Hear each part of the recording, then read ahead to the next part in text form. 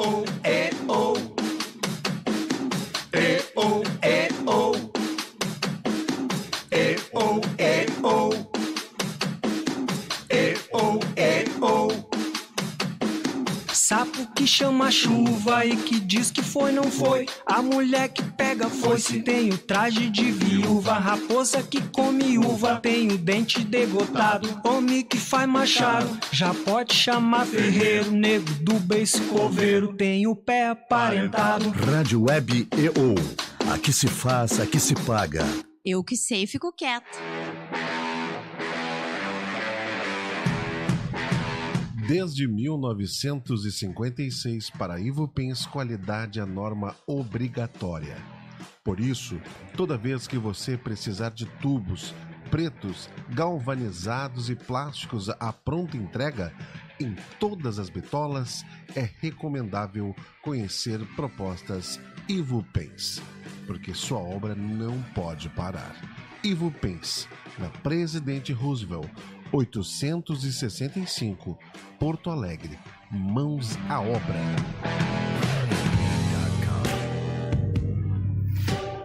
Está lá você, tomando sua cervejinha artesanal com a galera, de boa, quando um olhar mais atrevido chega forte até você. Você que ainda não bebeu todas e lembra ter no carro um cheque presente do Mumbai. E pimba, a noite tá valendo. Cheque presente Mumbai incrementa qualquer relação. Quem gosta, presenteia. Motel Mumbai, na Oscar Pereira, 1786, Porto Alegre.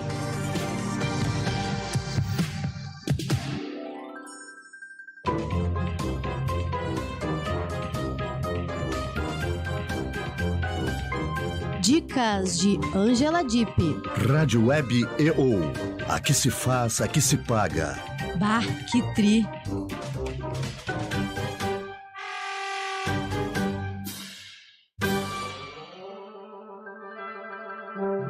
Dicas de arrumação. Como arrumar o seu armário. À direita você coloca aquelas roupas que não te servem mais. À esquerda aquelas roupas que você está esperando emagrecer para usar. Em cima aquelas roupas que você adora, mas você tem que jogar fora porque a sua funcionária estragou. Embaixo aquelas roupas que você detesta, mas você não pode jogar fora porque foi a sua sogra que deu. E no meio você coloca aquelas 3, 4 peças de roupas que você realmente usa. E no fundo você coloca o seu amante que você usa para emagrecer. Se amor engorda e traição emagrece, dieta já. Rádio Web EO. Aqui se faz, aqui se paga. Bah, que tri do caralho.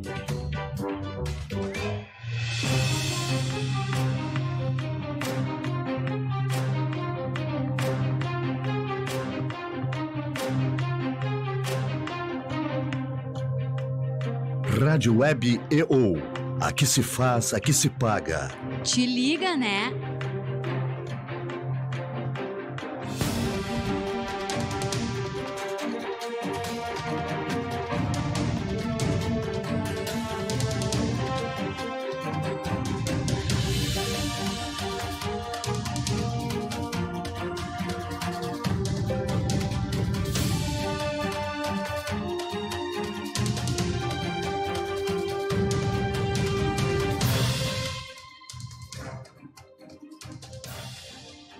Alô, estamos começando mais uma edição do nosso programa.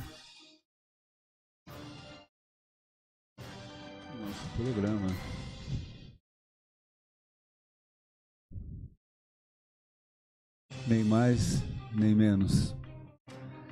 Nós temos nos programas anteriores tentado traçar um quadro histórico da formação dos sistemas de comunicação, de como a mídia, de como o rádio, a televisão, os jornais influem na vida das pessoas e o grau de veracidade com que eles se empenham em fazer essa comunicação. Hoje nós vamos tentar falar um pouquinho de alguns casos mais específicos para tentar mostrar ou para ilustrar como esse processo funciona numa determinada situação, num determinado veículo. Vamos tomar como exemplo a edição de fim de semana do jornal Zero Hora.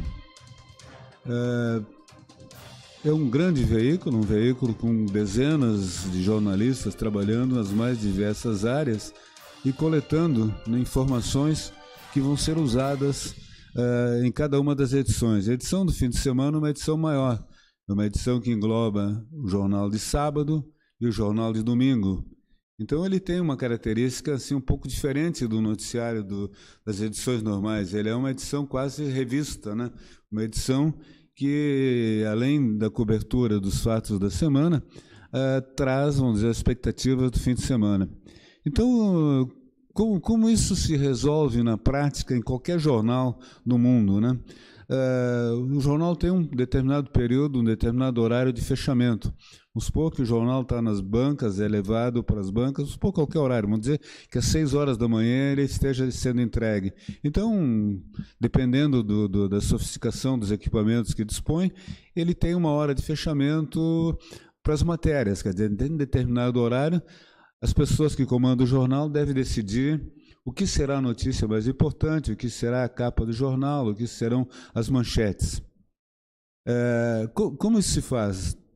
No modo normal, em quase todos os veículos, há uma reunião de pauta, onde os diversos segmentos do jornal, a cobertura esportiva, a cobertura social, a cobertura política, a cobertura policial, a cobertura de economia, a cobertura, enfim, todas as áreas, vamos dizer, específicas do jornal, trazem o que de mais importante ocorreu ou vai ocorrer nos próximos dias, nas próximas horas. E, em função, vamos dizer, do maior ou menor interesse do leitor, é escolhida aquela matéria que terá um impacto maior entre os leitores. Isso é uma situação, vamos dizer, tradicional, normal, né? Mas esse tipo, vamos dizer, de orientação, de escolha do que será a manchete, do que será a notícia, nem sempre tem um caráter apenas jornalístico. Às vezes, alguns elementos da política do jornal, dos interesses do jornal, se sobrepõem e acabam determinando a importância de cada uma das notícias no corpo do jornal. Por exemplo, se é um jornal com uma política centrista, uma política de direita, ele vai tentar colocar alguns tipos de matéria que poderia servir de estímulo a posições de esquerda dentro do jornal, numa posição menos nobre. Ele vai escolher para ser aquelas matérias predominantes, aquelas que vão ter as manchetes, as grandes fotos, aquilo que diz mais respeito à política do jornal, porque nós temos que entender que um jornal é uma empresa, e uma empresa tem determinados interesses que correspondem aos interesses dos empresários em geral. Quer dizer, uma empresa defende a livre iniciativa, defende a continuidade de um determinado sistema econômico que nós conhecemos como capitalismo, né? Então, são empresas que, além das notícias, dão notícias com viés que interessa a empresa. Então, vamos examinar o jornal de 0 hora de fim de semana. Quem já trabalhou em jornal, quem tem algum grau de informações sobre como isso se faz, ficou extremamente surpreso ao encontrar na edição de fim de semana do jornal uma foto ocupando toda a capa do jornal, de cima a baixo, o que é raro, o que é muito raro. Imagino que, por exemplo, na morte de um presidente da República, numa Copa do Mundo, que um país ganhou numa guerra subitamente declarada, esse fato teria tal importância que ocuparia toda a página do jornal, toda a primeira página do jornal. Fora isso, vocês podem verificar isso olhando as edições anteriores desse mesmo jornal, nunca isso acontece. Você tem uma foto maior do principal assunto, que corresponde a uma manchete dominante, tem outras chamadas na primeira capa, 3 ou 4 chamadas, né? E quando tem uma matéria principal, essa matéria tem uma foto, essa foto não é de cima a baixo do jornal. Então, na edição de fim de semana, apareceu uma foto de cima a baixo de uma missa de corpo presente, de um soldado, de um policial, que foi morto num confronto entre policiais e assaltantes de banco na região noroeste do estado. Então, obviamente, um fato lamentável, triste, né? Mas um fato que tem significação para a família, obviamente, né? Para a comunidade da cidade, para os colegas do policial, né, que é morto, enfim, é algo muito restrito. Em vez disso, desse caráter, vamos dizer, mais restrito, o jornal estampou a foto de cima a baixo do caixão, com as pessoas em volta, etc. Uma foto elaborada, uma foto pousada. O que o jornal quis dizer com isso aí, né? Que leitura nós podemos fazer desse fato? Por que o jornal escolheu, quando nós tivemos uma semana cheia de acontecimentos na área esportiva, no início do Campeonato Brasileiro, na área política, né? Na área política nós tivemos o depoimento, a entrevista com o ex-presidente Lula na prisão em Curitiba, na Polícia Federal de Curitiba, um fato que teve uma repercussão anterior muito grande, porque nas vésperas da campanha eleitoral, ou durante a campanha eleitoral, o Supremo Tribunal Federal permitiu e depois negou essa entrevista, né? Isso foi um fato que teve cobertura em praticamente toda a imprensa brasileira, quer dizer, a autorização, depois a negação, foi o presidente do Supremo que, num fato até pouco comum, né, cancelou a determinação de um outro ministro, né, permitindo a entrevista. Agora essa entrevista foi permitida, e essa entrevista foi divulgada, foi feita na sexta-feira. Quer dizer, era uma matéria, obviamente uma matéria de extrema repercussão, tanto que foi divulgada nos principais veículos do mundo inteiro, não apenas aqui no Brasil, né? Teve uma imensa repercussão, menos nessa edição de fim de semana do Jornal Zero Hora, que colocou na capa, em vez desse acontecimento, houve outros acontecimentos importantes que poderiam merecer esse destaque, mas colocou na capa essa foto de um soldado que foi morto num confronto entre policiais e assaltantes de banco no noroeste do estado. Fato que já tinha ocorrido há 2, 3 dias atrás, né? Por que isso? Que leitura nós podemos fazer disso? Veja, esses episódios de confronto entre policiais e assaltantes de banco têm alguns olhares diferentes, quer dizer. Se por um lado é preciso proteger a propriedade, é preciso proteger inclusive as pessoas que frequentam os bancos desses assaltos muito comuns em pequenas cidades do interior, ele por outro lado provoca um outro tipo de observação. Nesses casos, quando os assaltantes, quando a polícia consegue chegar a tempo de confrontar com os assaltantes, e já ocorreu isso agora, nesse episódio onde deu origem a essa foto, mas em outros episódios, se faz um confronto armado com tiros de ambos os lados. Uma semana antes, poucos dias antes desse episódio onde morreu o soldado, foi morto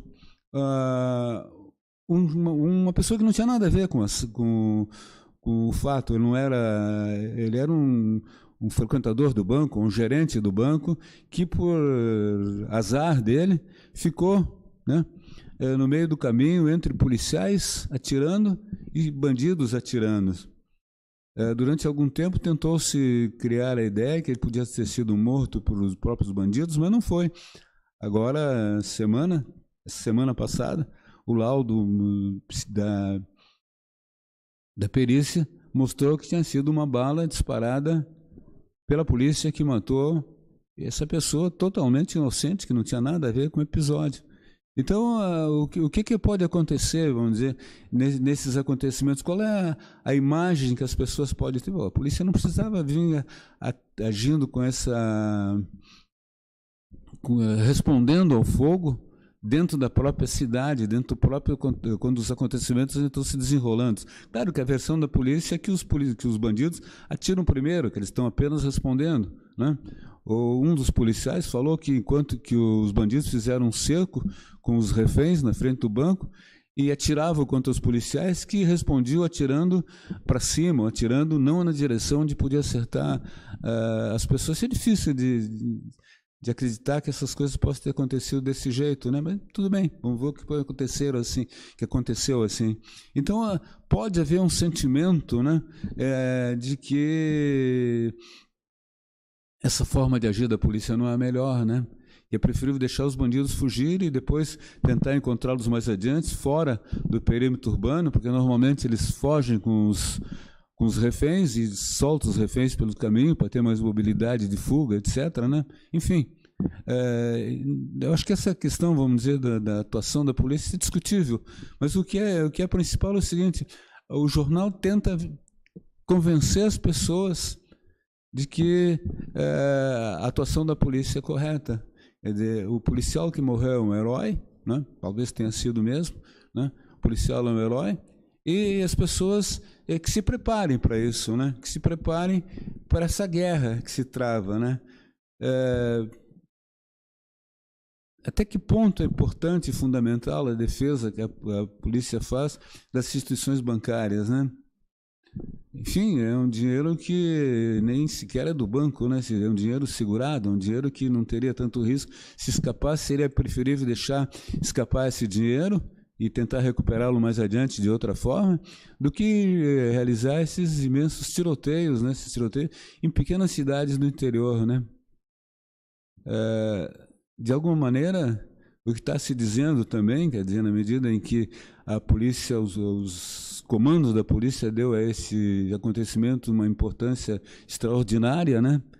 Tanto que o chefe da polícia, o vice-governador, foi para dar uma entrevista lá no local onde os fatos estavam ocorrendo. Quer dizer, de certa forma, ao tornar esse episódio o episódio mais importante da semana, nós estamos dando uma licença para a polícia matar, né? Quer dizer, porque de alguma maneira a sociedade já deu essa licença, né? Se você fizer uma pesquisa, a maioria das pessoas que se sentem inseguras, se sentem pressionadas por essa violência, né, que ocorre, defende essa ação de extermínio dos bandidos, né? Se nós pensarmos, vamos dizer, pelo lado, vamos dizer, da sociedade, talvez seja correto, ou pelo menos admissível isso aí, né? Agora, o que se podia pensar é o seguinte: esses bandidos que são assaltantes, que não vão mudar de profissão, né? Não vão mudar de profissão, já são normalmente pessoas que já tiveram penas, já tiveram em presídios, já são perseguidos já normalmente pelos seus crimes anteriores. Essas pessoas não vão deixar de ser assaltantes. E o que é mais grave, sabendo que a sua chance de sobrevivência no enfrentamento com a polícia é praticamente zero, essas pessoas não vão se entregar, não vão buscar formas mais, não vão, quando houver um cerco, levantar os braços e dizer, bom, toma entregue, porque sentem que não há mais possibilidade de entrega, quer dizer, eles matar ou morrer, né? Isso é ruim, nós vamos vivendo, de repente, cada vez mais esse tipo de ações armadas em pequenas cidades, né? Então, o que poderia ser feito? Uma forma de pacificação nisso, uma forma de treinamento maior da polícia no sentido de evitar os roubos, né? De evitar situações, enfim, quer dizer, não é o espírito do programa isso aí, quer dizer, a nossa ideia é apenas dizer que o jornal colabora na criação desse clima de confronto. Não é a função dele, é a função da notícia, mas mesmo quando se propõe a dar notícias, ele assume um lado, né? Aqui mesmo, aqui no estado, nós vimos um episódio que tem uma relação parecida com isso e que mostra comportamentos diferentes. No governo de Olívio Dutra, primeiro governo do PT aqui no estado, havia uma política diferente dessa, quer dizer, havia uma política de fuga do confronto, havia uma política de tentar evitar o confronto. Ficou famoso aquele episódio quando o secretário de Justiça do Estado interferiu num assalto a uma lotação ali na Oswaldo Aranha, e conseguiu evitar que aqueles acontecimentos se transformassem num confronto entre policiais e assaltantes que estavam dentro da lotação. Ele mesmo se dispôs a pessoalmente agir para evitar o confronto, foi lá, conseguiu tirar o assaltante dentro da lotação, levou-o para ser preso, etc. E se evitou um confronto que poderia ter, como ficou famoso naqueles casos do Rio de Janeiro, do ônibus, né, 107 ou 170, né, onde a ação policial gerou mortes de pessoas inocentes, que não têm nada. Essas pessoas que têm que ser preservadas, né? Essas pessoas têm sido protegidas. Então, há formas diferentes de atuar, e o jornal, ao dar cobertura a esses fatos, ao noticiar esses fatos, deveria ter uma posição mais de diplomacia, mais de evitar o confronto, e não de alguma maneira, como me parece que foi essa edição de fim de semana da 0 Hora, estimular esse confronto. Mas essa é a política do jornal, né? Lembra que falamos agora no governo Olívio, a campanha que exatamente esse jornal fez contra o governo do Olívio Dutra. Uma campanha sistemática, né, e que levou a população a sentir-se num estado que não correspondia à realidade, um estado de profunda insegurança. Como fazia-se isso?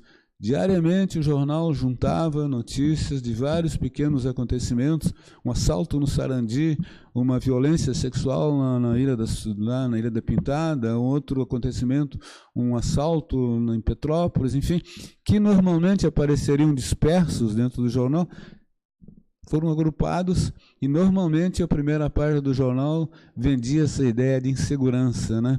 Vendia essa ideia de que vivíamos numa sociedade extremamente perigosa. Não é que não se vesse numa cidade extremamente perigosa, mas na medida em que tu cria um clima de insegurança, juntando notícias, isso é muito fácil de fazer no jornalismo, quer dizer, você acarrega tudo que fala mal de um determinado personagem, um determinado assunto, e as pessoas que pouco conhecem daquilo vão retamente pensar dessa maneira. Nessa entrevista que o Lula deu para a Folha de São Paulo e para o El País, ele relata um negócio, além de algumas citações, algumas frases muito engraçadas dele, como comparar o presidente líbio, né, Muammar Gaddafi, né, com o Calbi Peixoto. Muito engraçado, né? Depois você vai ver as fotos dos dois e realmente o Lula parece que tinha razão, eram figuras de alguma maneira parecidas, né? Enfim, naquela entrevista ele diz algo, obviamente, né, que todo mundo viu isso aí, sobre a imagem dele, né?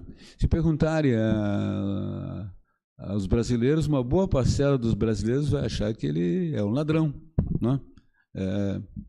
O que ele roubou exatamente, ninguém sabe, né? Ninguém diz, nem a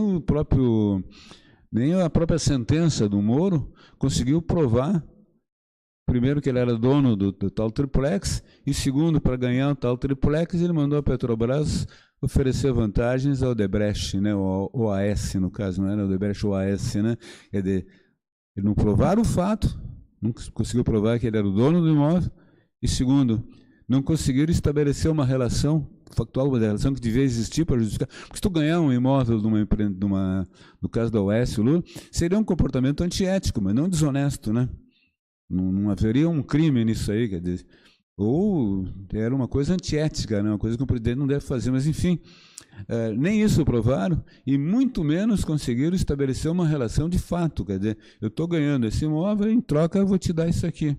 Não teve isso. Então, mas mesmo assim, perguntar para uma boa parcela da população, ela vai dizer roubou, deixou roubar, etc., né?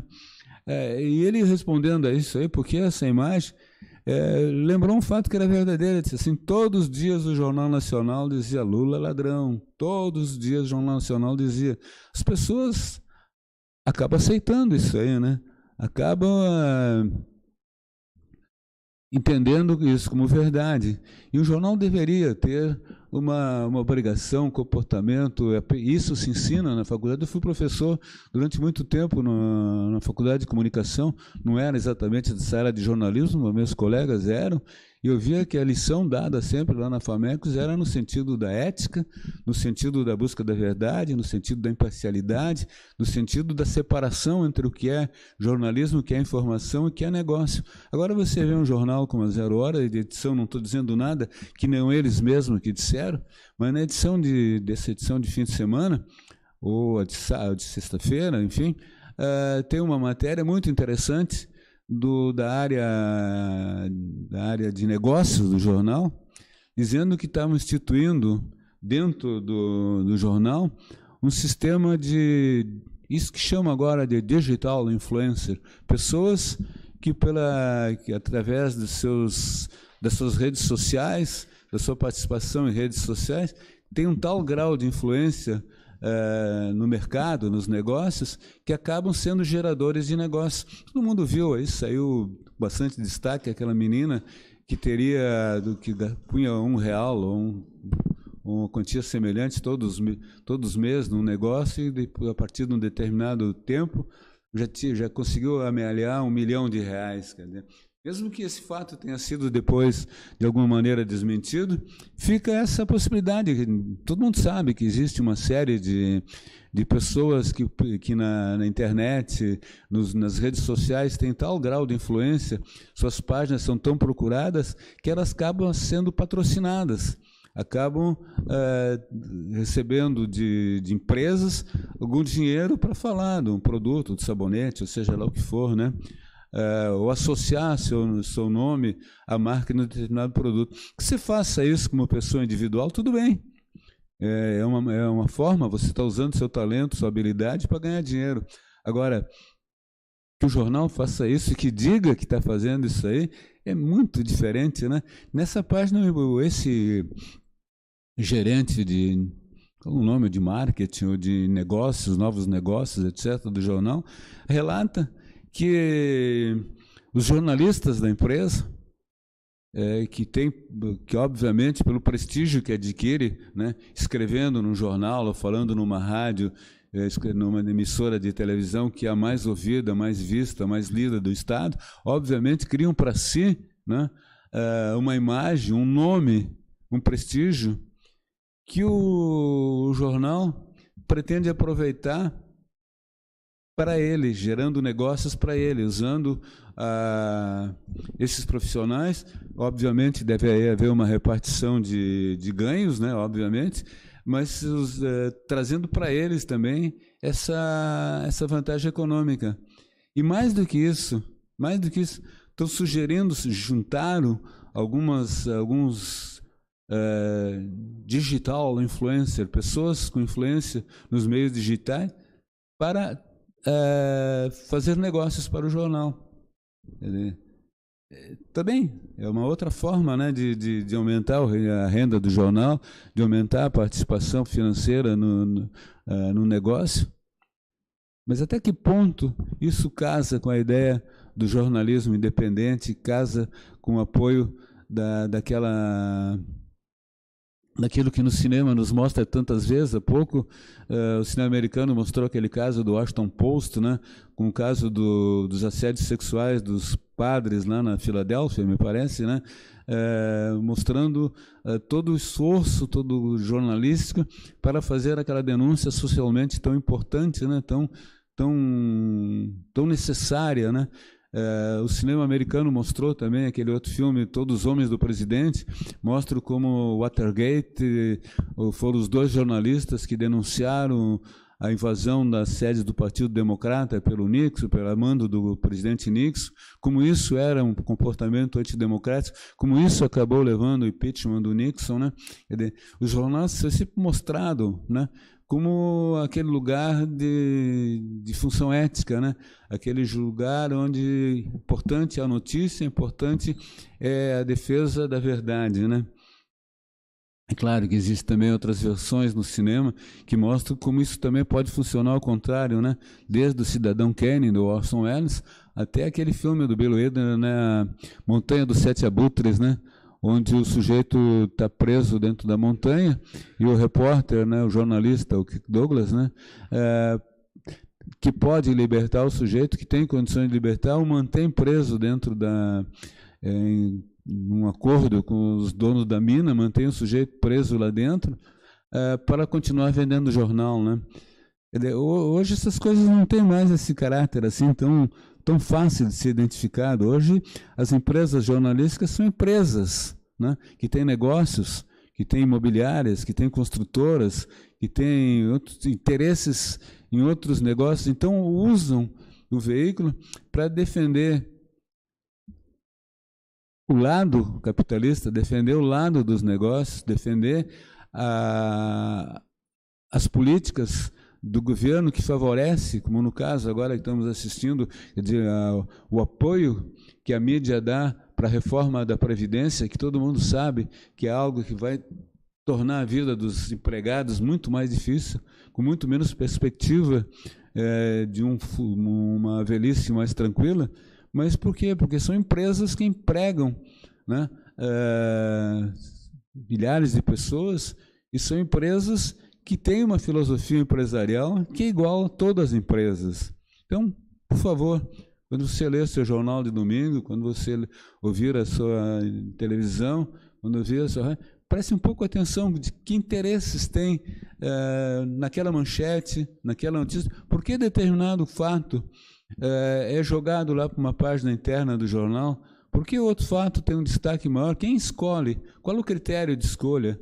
Sempre o critério é um critério jornalístico, um critério de que interessa ao leitor ou que interessa ao dono do jornal? Preste atenção nisso. Na semana que vem nós voltaremos a conversar sobre esse tema. Até lá.